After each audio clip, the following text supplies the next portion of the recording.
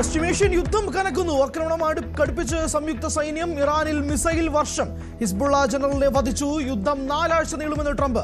സമവായ ചർച്ചകൾക്കില്ലെന്ന് ഇറാൻ. ഇറാനിലെ എംബസി അടച്ച് സ്ഥാനപതിയെ തിരികെ വിളിച്ച് UAE.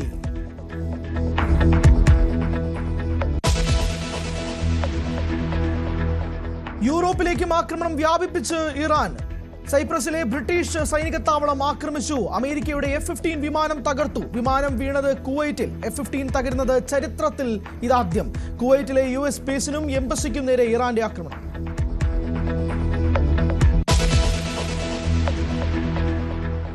ആശങ്കയിൽ ഗൾഫ് രാജ്യങ്ങൾ. ബഹ്റൈനിൽ മുന്നറിയിപ്പ് സൈറണുകൾ. അബുദാബിയിൽ സ്ഫോടനങ്ങൾ. പ്രത്യാക്രമണത്തിന് ഖത്തർ.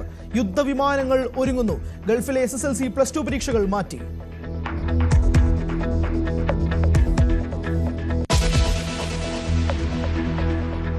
രാജ്യാന്തര വിപണിയിൽ എണ്ണവിലയും കുതിക്കുന്നു. ബ്രന്റ് ക്രൂഡ് ബാരലിന് $82.37 ഓഹരി വിപണിയിൽ വൻ തകർച്ച.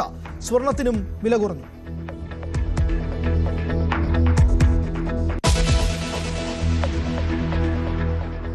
വിമാന സർവീസുകളിൽ അനിശ്ചിതത്വം തുടരുന്നു. ഗൾഫിലേക്കുള്ള കൂടുതൽ വിമാന സർവീസുകൾ റദ്ദാക്കി. യൂറോപ്പിലേക്കുള്ള റൂട്ടുകളിലും അനിശ്ചിതത്വം. കേരളത്തിൽ നിന്നുള്ള വിമാന സർവീസുകളും നിലച്ചു.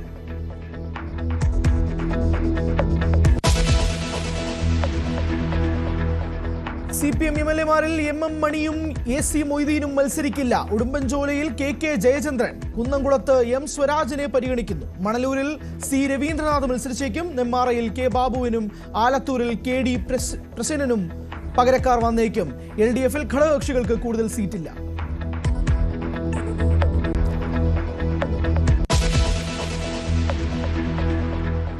കോൺഗ്രസിൽ 40 സ്ഥാനാർത്ഥികളുടെ കാര്യത്തിൽ ധാരണ. പാലക്കാട് രമേശ് പിഷാരടി സ്ഥാനാർത്ഥിയാകും. വട്ടിയൂർക്കാവിൽ K മുരളീധരന്റെ സ്ഥാനാർത്ഥിത്വത്തിൽ അനിശ്ചിതത്വം. പ്രഖ്യാപനം പുതുയുഗ യാത്രയ്ക്ക് ശേഷം.